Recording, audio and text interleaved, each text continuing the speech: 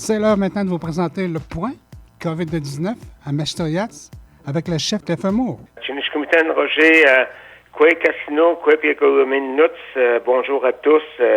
Nous sommes vendredi le 24 avril 2020.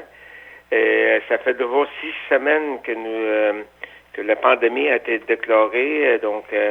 Le temps passe, mais c'est sûr que c'est difficile. Aujourd'hui, j'aimerais parler peut-être de la question de la pêche, également du sécurité du revenu au niveau du centre Chemish, puis aussi de l'après-COVID. Je pense que c'est important de voir un peu qu'est-ce qui s'en vient. Comme je vous dis, nos équipes, l'équipe d'urgence suit de très près un peu qu'est-ce qui se passe chez nos voisins. On parle déjà de peut-être comment je pourrais dire ça, de relâcher quelques mesures au niveau du confinement. Donc, on regarde ça de très près parce que, bon, ça nous touche sur la communauté. On a parlé dernièrement de la chasse aux oiseaux migrateurs. J'aimerais remercier tous les chasseurs là, qui respectent un peu les recommandations que nous avons émises concernant la chasse aux oiseaux migrateurs. Mais il y a une autre activité qui s'en vient, c'est la pêche traditionnelle. On regarde ça en deux temps.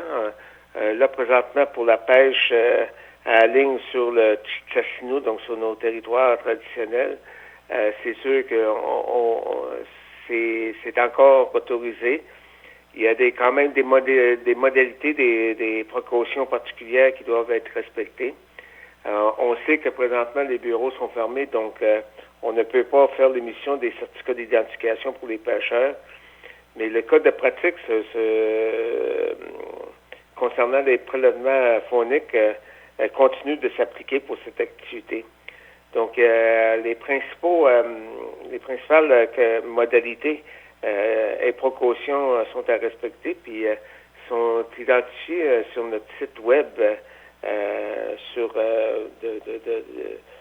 de Piakourimi Tewaken. Donc, j'invite les gens d'aller visiter ce site-là pour voir c'est quoi les modalités qui sont mises en place. Au niveau de sécurité du revenu, depuis le mois d'avril, on avait donné quand même une bonification là, de soutien qui a été versée aux personnes qui bénéficient de la sécurité du revenu. On sait que bon, les dépenses ont augmenté, même les prix au niveau des aliments, au niveau des supermarchés, ont quand même augmenté. Donc, les dépenses sont là. Les dépenses sont supplémentaires. Les gens ont les enfants à la maison. Donc, ça entraîne des dépenses qui, je pense qu'il faut considérer. Donc, pour nous autres, c'est important de voir bonifier un peu les taux là, des montants qui étaient donnés au niveau de la sécurité du revenu. En plus, ce mois-ci, on va devancer un peu l'émission de ces versements-là au niveau des personnes qui sont au niveau de la sécurité du revenu. Donc, le versement va se faire le 30 avril 2020. Donc, on garde en place encore nos points de contrôle là, au niveau de l'entrée sud et de l'entrée nord de la communauté.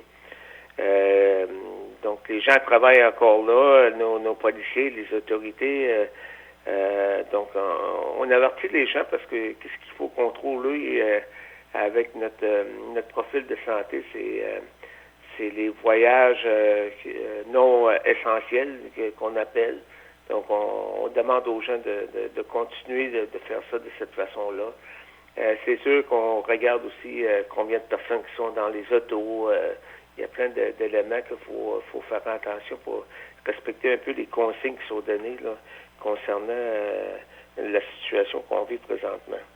Donc, puis aussi, toute la question de rester chez soi, ben c'est toujours là comme environnement. Il faut dire, Il y a aussi toute la question aussi qu'est-ce qui se passe au centre chimiste. On sait que chez nos voisins, c'est vraiment la façon que ça se produit.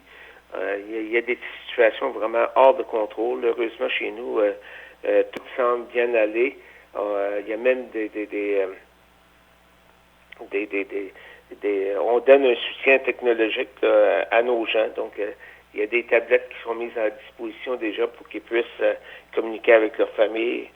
Et les travailleurs sont au rendez-vous. Donc, ça va relativement bien de ce côté-là. Vous avez entendu sûrement ces derniers temps la question de la réouverture progressive des écoles. Nous autres, on est en train d'analyser le tout, mais rien n'est encore décidé pour l'instant concernant ce sujet-là. On a les gens, notre équipe technique est en communication avec le CEPN, entre autres, la cellule INNOU concernant le COVID. Donc, on reste, on garde les liens que nous avons avec les organismes extérieurs. Puis pour nous autres, c'est très important. Donc, on va vous informer en temps et lieu s'il y a des changements à ce niveau-là. Donc, on sait que le gouvernement a quand même rassuré un peu les gens en disant que les parents qui s'ils sentent que leurs enfants peuvent être mis en danger, ben c'est pas une obligation si jamais les écoles réouvrent qui peuvent y aller. Donc on sait que chez certaines communautés, il y a des actions qui sont de reprise pour dire que l'école ouvre pas. Donc, mais nous on regarde ça de près là parce que veut pas. Faut voir un peu le déconfinement qui s'en vient là. Puis il faut le voir d'une façon graduelle parce que ça sera pas fait. On ouvre tout et tout est comme avant. Il va falloir faire ça d'une façon graduelle. Donc notre équipe regarde ça. Puis on est conscient que on a notre profil de santé qui est toujours un peu l'environnement, ce qui nous guide. On est encore sur notre plan de mesures d'urgence. Donc c'est en sorte qu'au niveau de la santé, c'est eux, les spécialistes, qui nous guident un peu dans la prise de décision, comme au Québec, puis comme au fédéral. Donc, pour nous autres, c'est important qu'on continue à suivre un peu le cheminement comme on le fait d'une façon quotidienne là, au niveau de notre organisation. Donc, pour nous autres, c'est important. Là.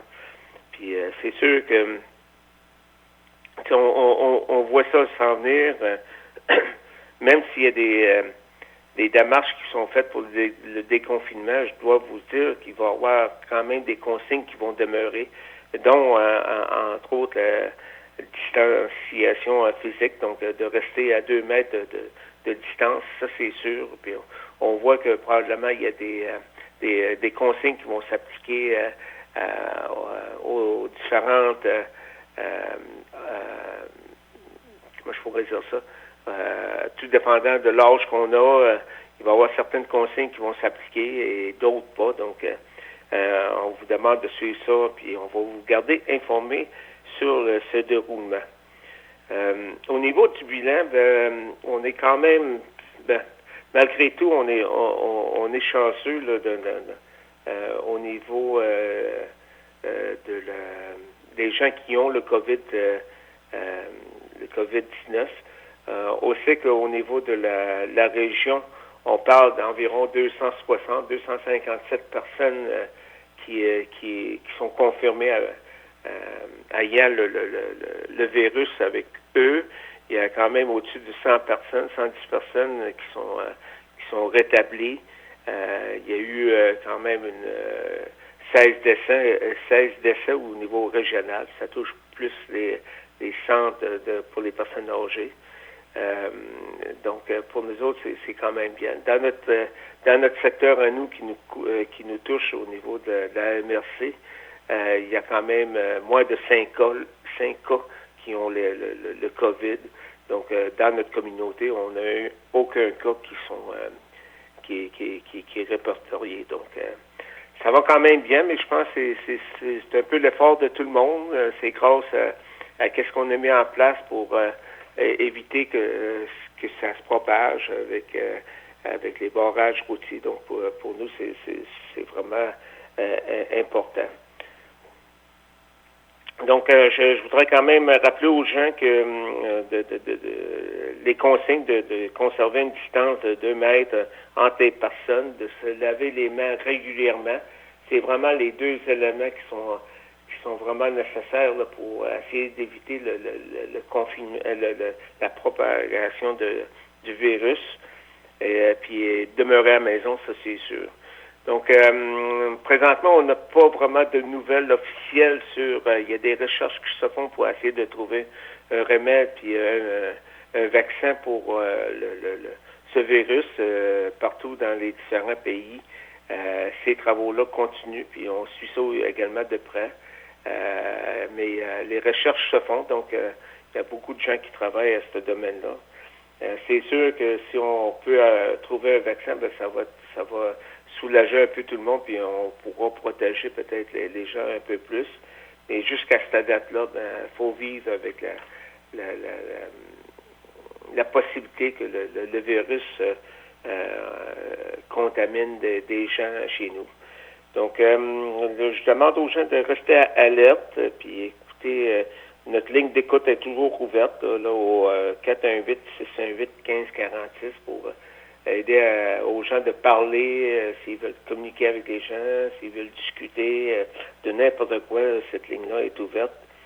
Il y a aussi, qu'est-ce qui est important, c'est que au niveau de la santé, les gens qui ont besoin de services, écoutez notre centre de santé, puis notre équipe au niveau de la santé travaille d'une façon efficace pour répondre aux besoins. Donc, vous pouvez quand même communiquer avec eux au 275-53-86, au poste 1350 si vous avez des besoins.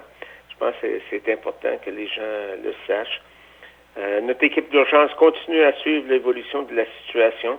C'est sûr qu'on suit un peu les points de presse au niveau des gouvernements, c'est important. Puis j'aimerais quand même terminer encore une fois avec les remerciements. Là.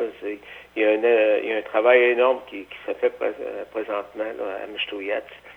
Et je veux vraiment remercier tous les gens qui demeurent au travail, qui sont à l'affût des développements de cette période, en cette période de grande pandémie. Donc, les gens de la santé, Mieux-être collectif, qui jour après jour donnent les soins à nos membres de notre communauté, puis qui suit de très près l'évolution du COVID-19. Donc, les membres également qui siègent sur le comité d'urgence, qui se réunissent d'une façon régulière pour analyser la situation et nous éclairer sur les différentes décisions qu'on a à prendre concernant cette situation.